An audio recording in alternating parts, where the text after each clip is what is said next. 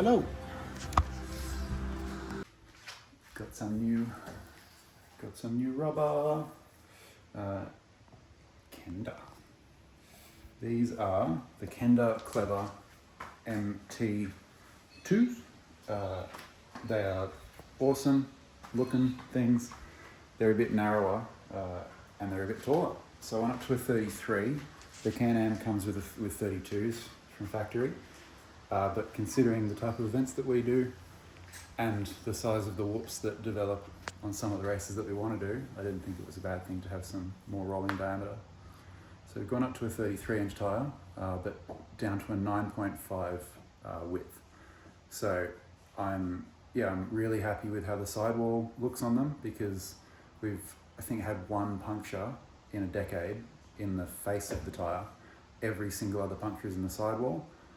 A lot of the time that's because we're a smaller car on a track with the bigger cars pushing rocks and gravel and bits and pieces around, so it's fair enough, we'll move in their ruts.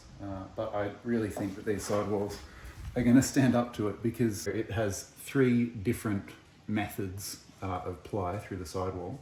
There's tread on the sidewall here, which is deeper than most road car tread that I've ever had on a brand new tyre. So that is a lot of protection. That gives me a lot of peace of mind. And it comes up probably, 5-6 inches off the ground as well. So yeah, most of the stuff that we'll be hitting, or as the sidewall rolls around through corners, should be hitting that tread rather than straight into the sidewall. So that's some good peace of mind. Good boy. Okay, gotcha. Got the light bar fitted up, got the power to the GoPro and everything. If you need ultravision lights, recovery equipment, winches, anything, power boxes, camping systems, your one-stop shop genuinely is Carbon Off-Road Australia. They have everything that you need. So have a look on there, and if you want 10% off any recovery equipment, including winches, make sure you use my code, because it will give you a worthwhile discount off what is already a really reasonably priced product. So yeah, use code JKS Motorsports. I'll put a link above or below or beside or in or somewhere. Probably check in your fridge, could be in the freezer maybe. A few other things we've done. Got the quad lock there to mount this on there. It's cool. Got a charger for the phone connected up. This is the remote start for the GoPro on the roof, because I obviously can't reach that. That's sitting there, which is going to be nice, tucked out of the way, up between my legs. Yeah, I was really happy with how all these little grommets and stuff came up. Really good. And yeah, going to have power on this switch for the roof light bar. Under here, fair bit going on. It's raining wires and plugs. Got to secure that. Got to secure that. That's the battery in there. We've got a lithium battery in this, which is great. Got all the ignition wiring there through the isolator. So yeah, just got to tidy all this up. Yeah, so really are getting there now.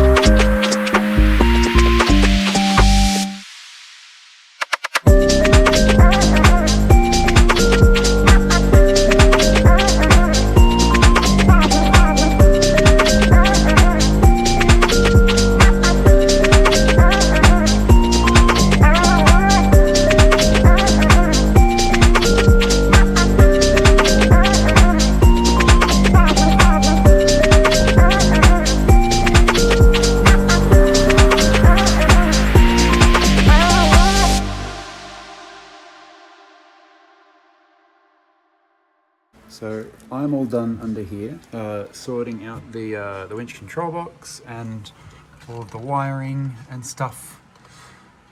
There's a fair bit going on, but that's inevitable really. Yeah, everything's all kind of plumbed through, cable going up for the GoPros and stuff. Remounted this, much more secure. Yeah, re-secured and added a plate behind it so this stops warping. But yeah, it's looking good.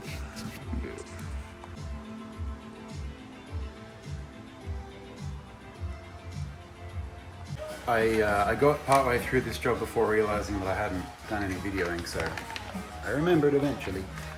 Just putting some new heim joints in.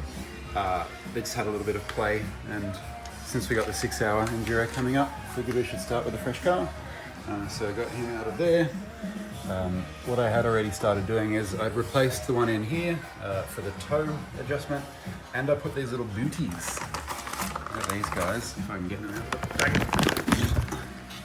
Got these to hopefully keep some dust out of the joint, because the dust will go through it like sandpaper and just eat the joint out a bit faster.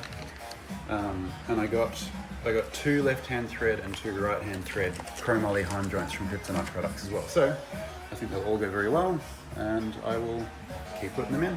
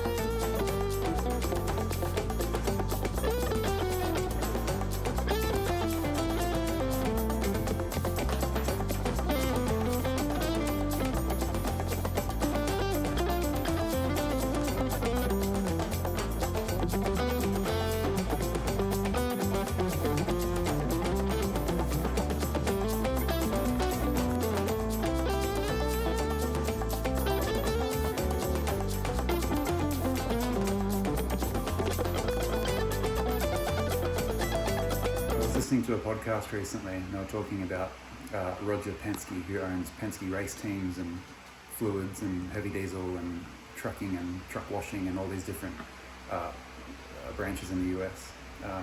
Anyway, Roger Penske's race team, their NASCAR debut back in the day, they actually won on debut. And in the post-race interviewer was talking to Mr. Penske, and he asked, "What do you attribute the win to? How do you feel like you earned this win today?" And he said something which people thought was a bit of a joke initially until he explained himself. He said the car was clean. He then went on to explain that if you've got a clean race car, that means that you had time to clean the race car, which means that you've organised yourself properly, you got the car ready, you've done everything you need to win, and you've focused on the small details at the end, like washing the car. And I love that sentiment because we've always kind of pushed until the very last minute, 3 a.m. nights, finishing the car and then leaving to then qualify a few hours later in a different state kind of thing. So yeah, that kind of resonated with me.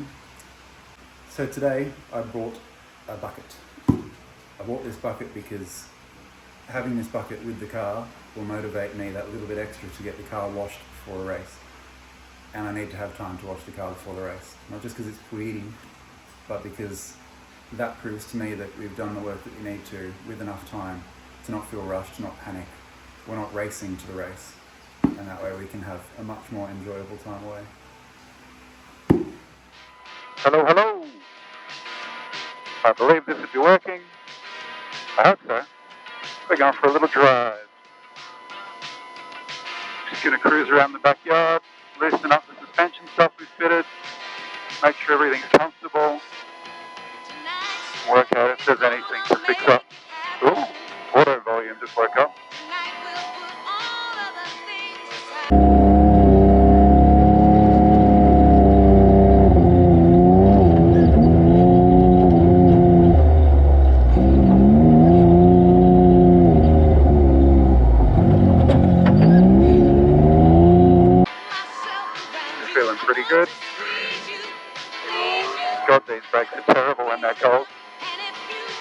Oh,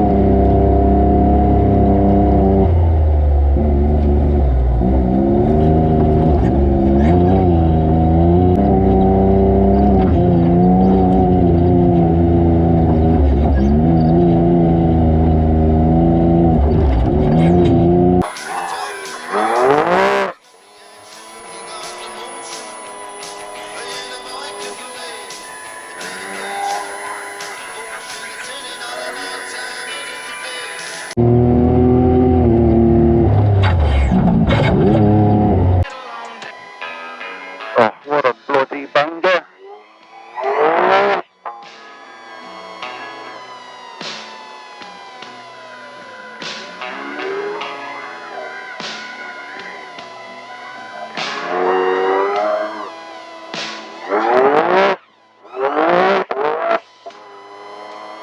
Used to spend my time.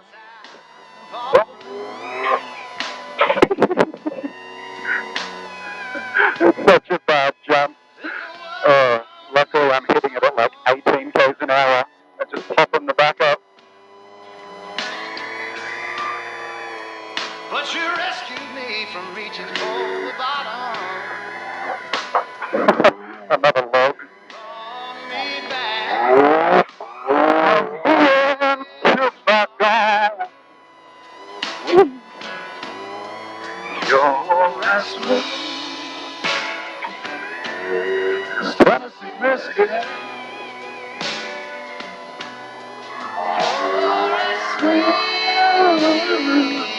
Strawberry wine.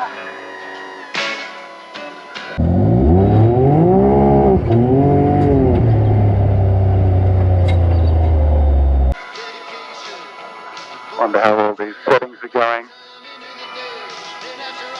But this is looking good. I've got the phone on charge, got the GoPro on the roof with the remote control. All seems to be working. It's holding up. It's holding up battery charge, sitting at 14.4 volts. Good rev. Engine temperature 85. That's running temp pretty much. Belt is at 50 degrees. And that's that. Looking good.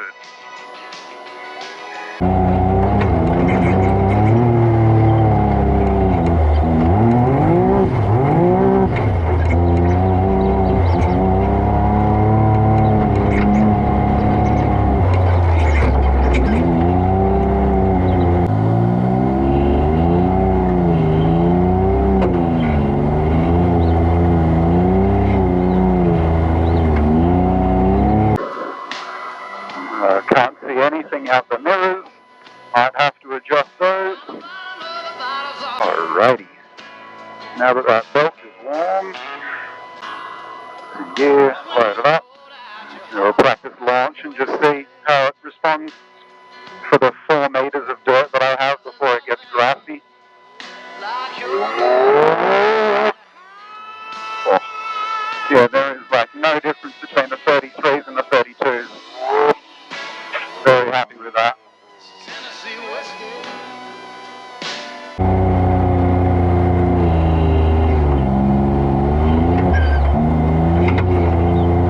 Do one more little lap and then go and give it a wash.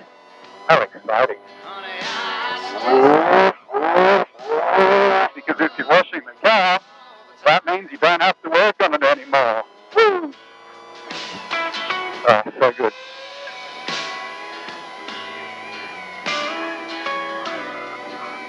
Just hit it this way, make it a bit uncomfortable.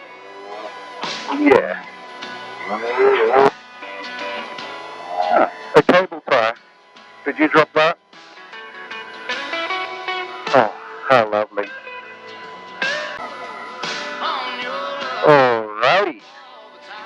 I've no idea where that came from, but that's nice. So, I will give it a wishy-washy and make it sparkle. Thank you for riding. Thank you very much. So I just took it for its first drive in a month or so. That's so much fun. I'm never gonna lose that novelty, I don't reckon. Even though I was just putting around the backyard and just giving it blips when I was down the back in the dirt.